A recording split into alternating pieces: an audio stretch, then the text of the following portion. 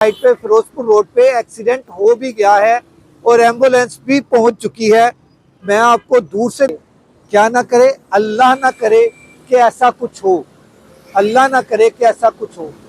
अगर उस जगह पर कोई बाइक वाला गिरता है, इस तरह की बाइक अगर गुजरेगी, ये इस तरह की बाइक, तो ये तो अकेली जाएगी। इसके साथ दूसरी ग्रीन लाइन के अंदर ये देखें कितनी, वो भी कितनी स्पीड से, आप स्पीड देखें उनकी। और कोई नंबर प्लेट नहीं लगी हुई उनकी बाइक के ऊपर ना। अस्सलाम वालेकुम दोस्तों, कुछ यूट्यूबर्स का मैंने झूठ पकड़ा है, या ये कह लें कि फेक न्यूज़ पकड़ी है। क्या पीका एक्ट के तहत उनके खिलाफ भी कार्रवाई हो जाएगी? वैसे मेरी दुआ है कि अल्लाह ना करे कि उनके ऊपर कोई कार्रवाई हो। ये आप मेरे पीछे देख रहे हैं कि ये फिरोजपुर रोड के ऊपर ग्रीन जो है वो सड़क को किया हुआ है। सबसे पहले लाखों करोड़ों दरूद आप सल्लल्लाहु अलैहि वसल्लम और आप सल्लल्लाहु अलैहि वसल्लम के आले पाक पर और अहले बैत पर। जी नाज़रीन, मैंने आपसे जिक्र किया कि ये पीका एक्ट के तहत क्या कुछ यूट्यूबर्स के ऊपर जो है वो कार्रवाई हो सकती है, मगर मेरी ख्वाहिश है कि इस तरह की कार्रवाई ना हो, क्योंकि ये मैं आपको दिखाना चाह रहा हूँ। ये बाइक एंड साइकिल ओनली लिखा हुआ है। ये बाइक एंड साइकिल ओनली का मतलब क्या है कि यहाँ पर सिर्फ बाइक और साइकिल खड़ी होगी। कुछ यूट्यूबर्स जो है चलेगी, सॉरी, खड़ी नहीं होगी, चलेंगी। ये उनकी लाइन है, बाइक की और साइकिल की। कुछ मेरे दोस्त यूट्यूबर भाई जो हैं वो ये भी कहा है उन्होंने कि जी इसमें रिक्शा चलेगा। जैसे इस वक्त ये रिक्शा इसके अंदर चलता हुआ आ चुका है। ये जैसे आपको मैं ये रिक्शा दिखा रहा हूँ, ये रिक्शा इसके अंदर आया हुआ है, मगर इसके अंदर कोई रिक्शा नहीं चलेगा, क्योंकि इसके ऊपर लिख दिया गया है बाइक एंड साइकिल ओनली। जब बाइक एंड साइकिल ओनली लिखा गया है तो फिर इसमें रिक्शे का आना तो जवाज बनता नहीं है। मगर ये मैं बता दूं कि ये कुछ एक्सीडेंट का बाइस भी बन सकती है। ये जो आपको ये ब्राउन पट्टी जो नज़र आ रही है, जिसको अभी ये रेड और सॉरी रेड कह रहा हूँ, येलो एंड ब्लैक करेंगे, मगर ये पट्टी जो है येलो एंड ब्लैक होने के बावजूद धुंध में रात को इसके ऊपर जो जगह जगह पे ऊपर नीचे होने की, अंदर आने की और बाहर जाने की गुंजाइश छोड़ी हुई है, वहाँ पर गाड़ियों का एक्सीडेंट होगा। और गाड़ियों के एक्सीडेंट के बाद इसमें इस लेन के अंदर मोटर बाइक्स का एक्सीडेंट जो है वो रेशो जो है वो बहुत ज़्यादा बढ़ जाएगी। मैं बताऊंगा कि क्यों बढ़ जाएगी। ये टोटल जो लेंथ है इसकी, ये मैं आपको बताता हूँ।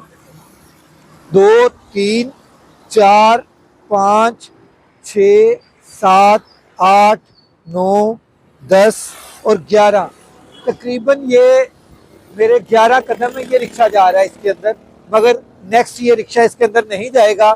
ये बाइक्स इसके अंदर जा रही हैं। आपको मैं दिखा रहा हूँ कि इस वक्त इसके अंदर बाइक्स चलना शुरू हो चुकी हैं। और ये ग्रीन लाइन जो है ये बाइक्स एंड साइकिलों के लिए है। आपको मैं इसके अंदर साइकिल भी चलती हुई दिखाऊंगा।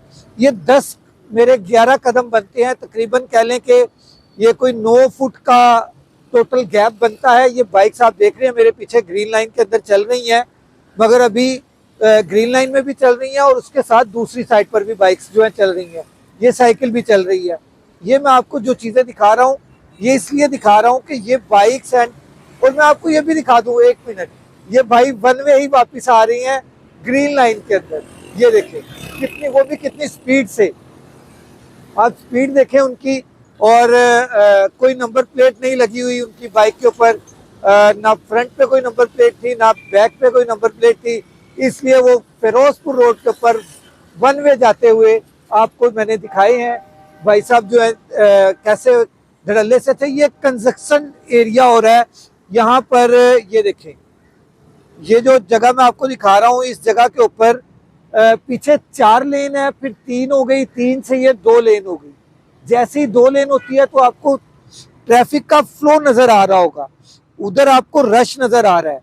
क्यों रश है? इस वजह से रश है कि ये इनसे मिस हैंडल हो गया है, मिस प्लान हो गया है। इनसे ये प्लान ठीक नहीं हुआ कि ये जगह जो है अब वहाँ पर रश पड़ेगा, कैसे पड़ेगा? इसी वजह से रश पड़ेगा क्योंकि वहाँ पर सिर्फ 2 लेन चल रही है, और 2 लेन जब चलेंगी तो पहले ये 3 लेन थी, अब जब वहाँ पर 2 लेन हो गई हैं, 2 लेन चलेंगी तो जाहिर है गाड़ियों का फ्लो जो है वो एकदम पीछे से 4 लाइनों का फ्लो आ रहा है।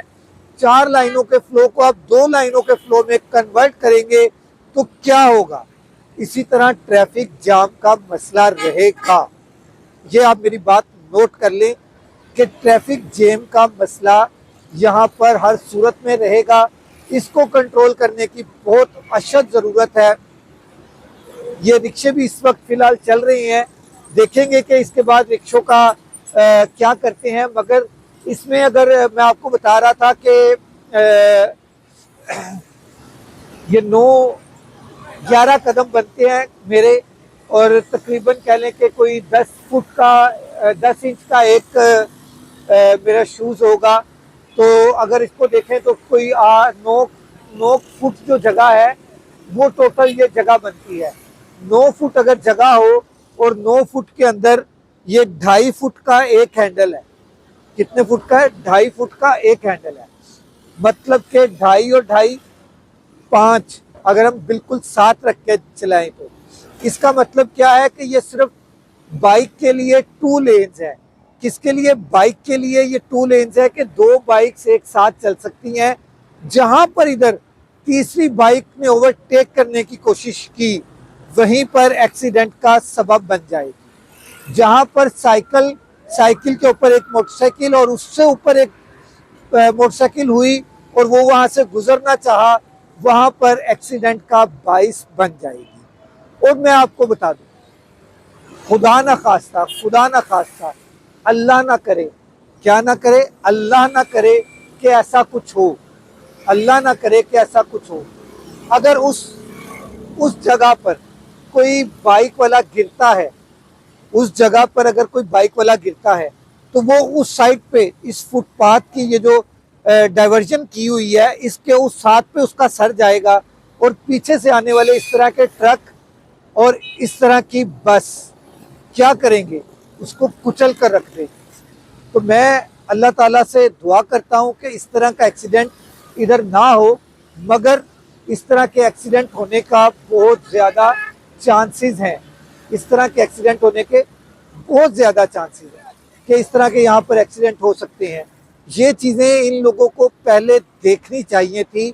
जो पॉलिसी मेकर्स हैं उनको ये पहले सोचना चाहिए था। अब इस तरह की बाइक अगर गुजरेगी, ये इस तरह की बाइक, तो ये तो अकेली जाएगी, इसके साथ दूसरी बाइक इसको ओवरटेक ही नहीं कर सकेगी। जब दूसरी बाइक ओवरटेक नहीं कर सकेगी तो क्या होगा? एक्सीडेंट होगा। और खुदा ना खास्ता अगर इस तरह का कोई एक्सीडेंट यहाँ पर हो जाता है तो उसका जिम्मेदार कौन होगा? उसका जिम्मेदार कौन होगा? उसको, जो उसकी फैमिली को नुकसान होगा उसके एक्सीडेंट की वजह से, उसका जिम्मेदार कौन होगा? उसकी नुकसान की भरपाई कौन करेगा? ये जो अहम चीज़ें हैं ये मैं आप लोगों के सामने मैंने रख दी हैं।